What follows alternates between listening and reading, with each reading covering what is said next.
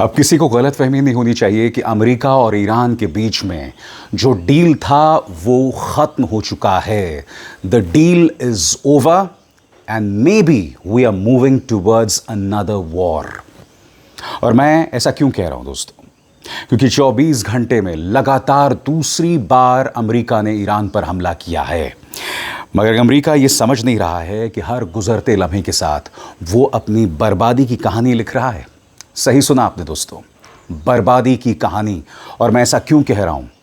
क्योंकि अमेरिका जितना ज्यादा अपने आप को इस जंग में उलझा कर रख रहा है, उसकी अर्थव्यवस्था उतनी बर्बाद हो रही है। और सबसे बड़ी बात, सबसे ज्यादा असर पड़ रहा है मिलिट्री ट्रेनिंग पर। सही सुना आपने, उसके सैनिकों को जो ट्रेनिंग दी जाती है उस पर असर पड़ रहा है। उसको लेकर अमेरिका के पास पैसे ही नहीं बचे।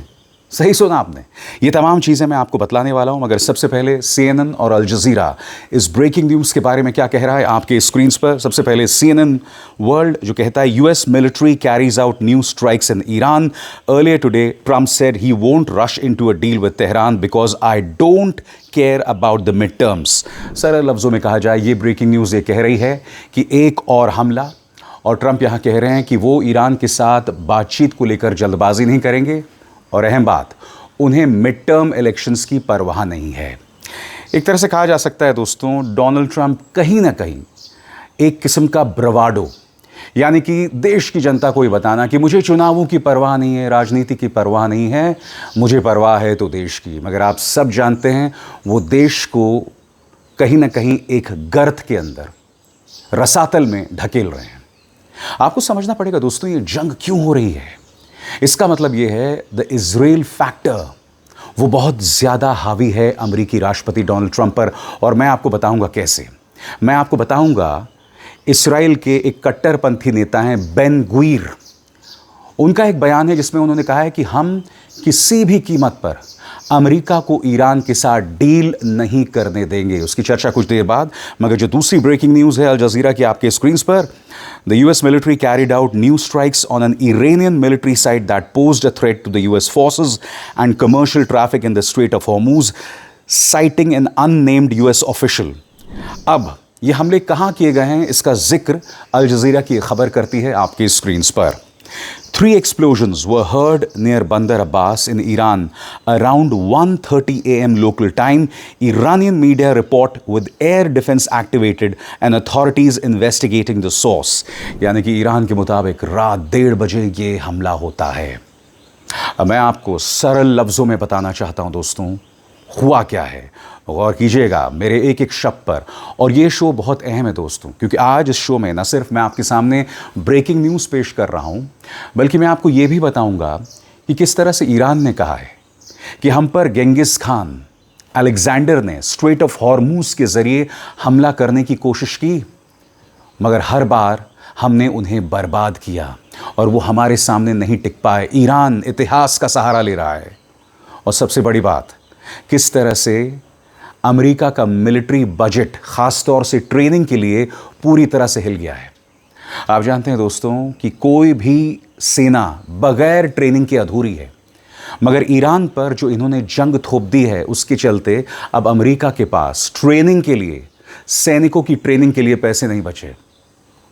सबसे पहले the breaking news on your screens. अमेरिकी सेना ने बुधवार को ईरान में नए हमले किए। एक अमेरिकी अधिकारी के मुताबिक यह हमला हॉर्मूज स्ट्रेट के आसपास मौजूद एक ऐसी जगह पर किया गया जो अमेरिकी सेना और कमर्शियल जहाज़ों के लिए खतरा मानी जा रही थी। अमेरिका ने ईरान के 4 अटैक ड्रोन भी मार गिराए जिन्हें खतरा बताया गया। अमेरिकी सेना ने बंदर अब्बास में मौजूद ईरानी ग्राउंड कंट्रोल स्टेशन पर भी हमला किया, जहां से 5वां ड्रोन लॉन्च होने वाला था। अधिकारी ने कहा, यह कार्रवाई लिमिटेड और पूरी तरह से डिफेंसिव थी और इसका मकसद सीज फायर बनाए रखना था। इस हमले की सबसे पहली जानकारी रॉयटर्स ने दी। ईरान की सरकारी फार्स न्यूज़ एजेंसी के मुताबिक गुरुवार तड़के बंदर अब्बास के पूर्वी इलाके में 3 धमाकों की आवाज़ सुनी गई। बंदर अब्बास हॉर्मूज स्ट्रेट के पास मौजूद ईरान का एक बेहद अहम बंदरगाह और नौसैनिक बेस है।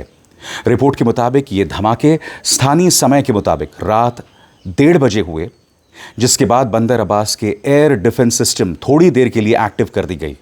फार्स जिसके ईरान के IRGC यानी इस्लामिक रेवोल्यूशनरी गार्ड कोर के साथ करीबी संबंध माने जाते हैं, उसने कहा अभी तक इन धमाकों की सही जगह और वजह नहीं पता चल पाई है और इसकी जांच जारी है। मगर ईरान झुकने का नाम नहीं ले रहा है और अमेरिका जितना ज़्यादा अपने आप को इस जंग में उलझाएगा उसे उतना ज़्यादा नुकसान होगा। डोनाल्ड ट्रंप ने कहा है कि भाई स्ट्रेट ऑफ हॉर्मूज सबके लिए खुला रहेगा, मगर ईरान साफ तौर पर कह रहा है ये स्ट्रेट ऑफ हॉर्मूज, इसका एक हिस्टोरिकल सिग्निफिकेंस है, ऐतिहासिक महत्व है। इस स्ट्रेट ऑफ हॉर्मूज से अलेक्जेंडर से लेके गेंगिस खान, इन सब को उल्टे पैर भागना पड़ा है। सबसे पहले सुनिए स्ट्रेट ऑफ हॉर्मूज के बारे में अमेरिकी राष्ट्रपति डोनाल्ड ट्रंप क्या कह रहे हैं। No, the strait's going to be open to everybody. And who would control It's it? international waters. Nobody's going to control it. We're going to watch over it. We'll watch over it, but nobody's going to control it. That's part of the negotiation that we have. They would like to control it. Nobody's going to control it. It's international waters, and Oman will behave just like everybody else, so we'll have to blow them up. They understand that. They'll be fine. अब मैं आपको बताना चाहता हूं, supreme leader Mushtaba खामिनी के जो एक सलाहकार हैं, उन्होंने स्ट्रेट ऑफ हॉर्मूज के बारे में क्या कहा। और कहीं ना कहीं डोनाल्ड ट्रंप ने ये जो बयान दिया ना, जो अभी अभी आपने सुना कि स्ट्रेट ऑफ हॉर्मूज खुला रहना चाहिए, ईरान ने कह दिया भाई स्ट्रेट ऑफ हॉर्मूज तो हमारी ताकत है और वो दुनिया की कमज़ोर नब्ज़ है, उस पर कंट्रोल गंवाने का तो सवाल ही नहीं पैदा होता। सुनिए सुप्रीम लीडर के जो एडवाइज़र हैं उन्होंने क्या कहा आपकी स्क्रीन्स पर। आयतुल्ला खामिनी के वरिष्ठ सलाहकार विलायती, समझौते के टिके रहने की असली गारंटी हॉर्मूज स्ट्रेट है। इतिहास गवाह है कि जो भी बाहरी ताकत यहाँ दबदबा बनाने आई, चाहे सिकंदर हो, चंगेज़ खान हो और यहाँ तक कि ट्रंप, आखिरकार ईरान की पुरानी और मजबूत सभ्यता के सामने टिक नहीं पाए। असली राष्ट्र सिर्फ पैसों या पेट्रो डॉलर से खरीदी या किराए पर ली जाने वाली चीज़ नहीं होता, बल्कि उसकी जड़ें उसकी सभ्यता और पहचान में होती है, उसकी सिविलाइजेशन में होती है। इस बार ईरान की रेड लाइन बिल्कुल साफ है, सिर्फ कागज़ और हस्ताक्षर किसी गारंटी के बराबर नहीं है। भूगोल यानी जियोग्राफी झूठ नहीं बोलता और आखिर में किसी भी कागजी समझौते का असली फैसला करता है। देख रहे हैं आप, ये ईरान झुकने का नाम नहीं ले रहा है, ऊपर से जो डील है वो आधार में लटकी हुई है। दोस्तों, एक तरह से कहा जा सकता है, जो मैंने प्रोग्राम की शुरुआत में कहा, ये डील इज़ ओवर, बर्बाद हो गई है, क्योंकि डोनाल्ड ट्रंप रोज़ हमला कर रहे हैं, रोज़ अटैक कर रहे हैं, रोज़ ईरान के सब्र का इम्तिहान ले रहे हैं। ईरान भी जवाब दे रहा है, मगर एक छोटी सी गलती हुई। मसलन कल्पना कीजिए कि अगर ईरान के एक हमले में बहुत बड़ी तादाद में अमेरिकी सैनिक मारे जाते हैं, तब डोनाल्ड ट्रंप पर और दबाव और प्रेशर बढ़ जाने वाला है ईरान पर बड़ा हमला करने को लेकर। जो भी अमेरिका कर रहा है, जो भी उन्हें मशवरा दे रहा है, ये गलत है और ये साफ होता जा रहा है दोस्तों कि किस तरह से इसराइल का अमेरिका पर पूरी तरह से कंट्रोल है। अब मैं आपको सुनाना चाहता हूँ, इसराइल के एक नेता हैं बेन गुवीर। ये आदमी कट्टर है और न सिर्फ कट्टर है, ये आदमी, इसके अंदर बेतहाशा नफ़रत भरी हुई है। सुनिए ये व्यक्ति क्या कह रहा है। हिब्रू में ये व्यक्ति बयान दे रहा है और यहाँ पर ये शख्स कहता है कि हम किसी भी कीमत पर ये डील नहीं होने देंगे और यही सोच नेतन्याहू की है। सुनिए क्या कहा बेन गुवीर ने। השר בן גביר, האם אתה חושב שהסכם רע לישראל, כמו שטראמפ עלול להביא מול איראן, יפגע בגוש הימין בבחירות הקרובות? קודם כל יש דבר, מה שנקרא, שהוא הדבר האמיתי, זה חיי אדם. הסכם רע למדינת ישראל יכול לפגוע בחיי אדם. אני יודע שראש הממשלה נתניהו וכולנו, כחברי קבינט, גם קבינט מצומצם, גם קבינט רחב, גם כממשלת ישראל, לא ניתן לדבר הזה לקרות. और अब एक जरूरी संदेश, सच के इस सफर में मेरा साथी बनिए, मेरा चैनल ज्वाइन कीजिए और इनमें से एक विकल्प, एक ऑप्शन चुनिए। शुक्रिया। और न जाने क्यों अमेरिकी राष्ट्रपति डोनाल्ड ट्रंप को लगता है कि वो ईरान को आर्थिक तौर पर बर्बाद कर रहे हैं। बकौल डोनाल्ड ट्रंप, उनका जो इन्फ्लेशन है यानी मुद्रास्फीति, महंगाई, वो करीब 250% बढ़ गई है। मगर आप डील कर रहे हैं एक ऐसे देश से जो महंगाई, मुद्रास्फीति यानी इन्फ्लेशन से कहीं ऊपर है। ये एक महान सिविलाइजेशन है, आप उससे पंगा ले रहे हो। ये एक ऐसा देश है जिसकी जनता पर कोई असर नहीं पड़ने वाला है अगर उनके पास खाने को अनाज ना हो। मगर अमेरिका में एक बार ये संकट पैदा हो जाए तो मुश्किल हो जाएगी। आपके सामने बहुत अहम खबर है CNN की। Iran war spending drains US military budgets, triggering cancelled trainings, delayed maintenance. इस खबर के मायने को आप समझ रहे हैं? यह खबर यह कह रही है कि ईरान के साथ जो जंग चल रही है, अमेरिका अपने सैनिकों को ट्रेनिंग नहीं दे पा रहा है, मेंटेनेंस नहीं कर पा रहा है। यानी कि यह जंग धीरे धीरे धीरे धीरे अमेरिका की पूरी डिफेंस सिस्टम को अंदर से खोखला कर रहा है। मगर पहले सुनिए डोनाल्ड ट्रंप ने क्या कहा कि हम ईरान को पूरी तरह से बर्बाद कर रहे हैं। सुना जाए। It looks like they want to just make a deal. They want to. They have. I don't think they have a choice. They're just going back to the internet because they're getting clobbered. Their economy is in free fall. They have 250% inflation. Their money has no value. Their whole economic system is broken down. दोस्तों, अब मैं आपको समझाने वाला हूं कि किस तरह से ये जंग, यानी ईरान कहीं ना कहीं अमेरिका के पूरे रक्षा बजट को बर्बाद कर रहा है। गौर फरमाइए CNN की इस रिपोर्ट पर। पेंटागन पर अब आर्थिक दबाव बढ़ता दिख रहा है और ईरान के खिलाफ लगातार चल रहे ऑपरेशंस की वजह से अमेरिकी सेना को रोजमर्रा की ट्रेनिंग और मेंटेनेंस करने में दिक्कत आ रही है। सेना के बड़े अधिकारी अब कांग्रेस पर अतिरिक्त एडिशनल फंडिंग देने का दबाव डाल रहे हैं। अमेरिकी नौसेना के सबसे वरिष्ठ अधिकारी एडमिरल डेरिल कैडल ने इस महीने हाउस आर्म्ड सर्विसेज कमेटी को बताया कि 2026 के बजट में ऑपरेशन एपिक फ्यूरी का खर्च शामिल ही नहीं किया गया था। उन्होंने कहा कि इसका असर अब नौसेना की रूटीन ऑपरेशंस पर पड़ रहा है, नेवी के रूटीन ऑपरेशंस पर पड़ रहा है।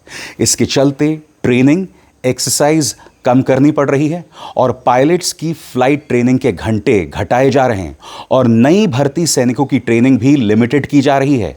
CNN द्वारा देखे गए एक आंतरिक दस्तावेज के मुताबिक अमेरिकी सेना के टेक्सास में मौजूद 3 आर्म्ड कोर, जो करीब 70,000 सैनिकों और सैकड़ों टैंकों की निगरानी करता है, इसके ट्रेनिंग बजट में अप्रैल के आखिर में लगभग 292 यानी $292 मिलियन की कटौती की गई थी। इन कटौतियों की खबर सबसे पहले ABC न्यूज़ ने दी थी। CNN द्वारा देखे गए 27 अप्रैल के एक मेमो के मुताबिक सेना के मेडिकल ट्रेनिंग संस्थान ने दर्जनों कोर्स रद्द कर दिए और कई अन्य कोर्सेज की केंद्रीय फंडिंग भी खत्म कर दी। इस खबर पर पेंटागन कोई टिप्पणी नहीं कर रहा है। यानी कि अमेरिका बर्बादी के रास्ते पर है, पूरी तरह से बर्बादी के रास्ते पर है। दोस्तों, अमेरिका को ये बात समझ नहीं आ रही और कहीं ना कहीं इसराइल का ऐसा हैंडल है ट्रंप के ऊपर जिसके चलते वो लगातार भड़का रहे हैं। आप जानते हैं, एक तरफ कतर में बातचीत के लिए अब्बास अराक्ची और गालिबाफ पहुंचते हैं और दूसरी तरफ आप हमला कर देते हैं। और सबसे बड़ी बात, एक और हमला होता है। अमेरिका को लग रहा है कि ये सब करके वो ईरान पर दबाव बना लेगा, मगर मैं बार बार कह रहा हूं दोस्तों, ये ईरान है, आप उस पर प्रेशर नहीं डाल सकते। और सबसे बड़ी बात, डोनाल्ड ट्रंप का बेतुकी बातें, Iran can not have a nuclear weapon, Iran does not have a nuclear weapon. ये बात खुद उनकी कांग्रेस में उनके इंटेलिजेंस चीफ ने एक बयान में कही थी कि ईरान के पास न्यूक्लियर वेपन नहीं है। इंटरनेशनल एटॉमिक एनर्जी एजेंसी ने भी यही बात कही थी, मगर डोनाल्ड ट्रंप का एक तरह से वहीं पर रिकॉर्ड अटका हुआ है। सुनिए उन्होंने एक बार फिर क्या कहा कि ईरान के पास न्यूक्लियर वेपन नहीं हो सकते। Regardless of anything, as Marco said better than anybody can say it, you can't let them have a nuclear weapon. They would use it instantly. They wouldn't think about it. They would use it instantly. I've gotten to know them. They would use it instantly.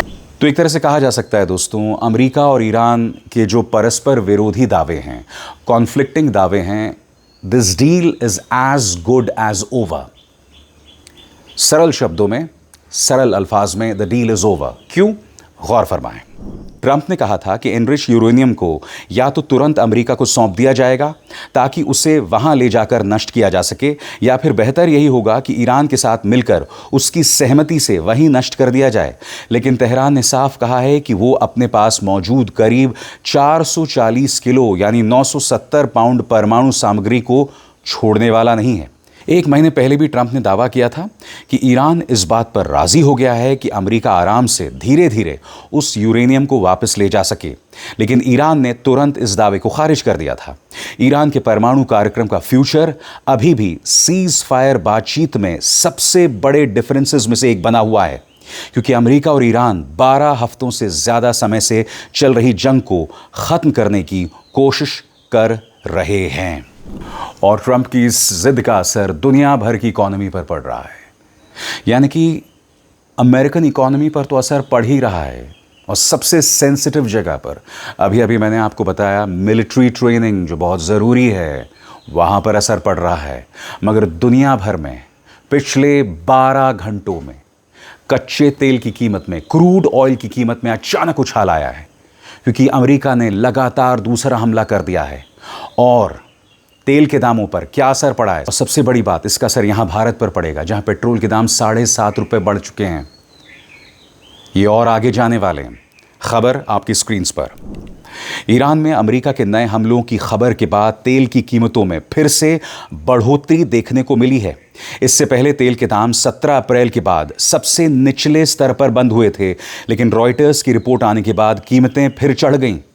Brent crude की कीमत 1% से ज़्यादा बढ़कर $93 प्रति barrel के ऊपर पहुंच गई, जबकि अमेरिकी क्रूड ऑयल भी बढ़कर $90 प्रति बैरल के आसपास आ गया।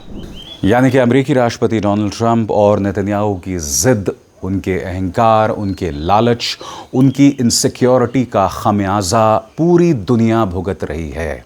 और हम एक तरह से कह सकते हैं कि हम एक बहुत ही मुश्किल दौर में हैं दोस्तों, बहुत ही मुश्किल दौर में है। आपने गौर किया होगा, मैं इकलौता पत्रकार हूं जो ईरान और अमेरिका के बीच में इस वक्त जो हालात बने हुए हैं उसको लेकर रोज़ आपके सामने शो लेकर आता हूं। क्यों? क्योंकि इस वक्त दुनिया की ये सबसे अहम खबर है। इसका असर हम सब पर पड़ने वाला है, यानी कि साउथ एशिया पर पड़ने वाला है। जो लोग भारत में हैं, पाकिस्तान में, बांग्लादेश में, नेपाल, श्रीलंका, हर जगह पर है, सबसे ज़्यादा असर हम पर पड़ने वाला है। क्यों? क्योंकि ये जो तमाम देश हैं, इनके अपने ओरिजिनल ऑयल सोर्सेज नहीं हैं। हम डिपेंडेंट हैं वेनेजुएला पर, ईरान पर, रशिया पर, अमेरिका पर। और यही वजह है कि ये खबरें मैं लगातार आपके सामने लाता रहा हूं और आगे भी लाता रहूंगा। अब इसार शर्मा को दीजिए इजाज़त। नमस्कार।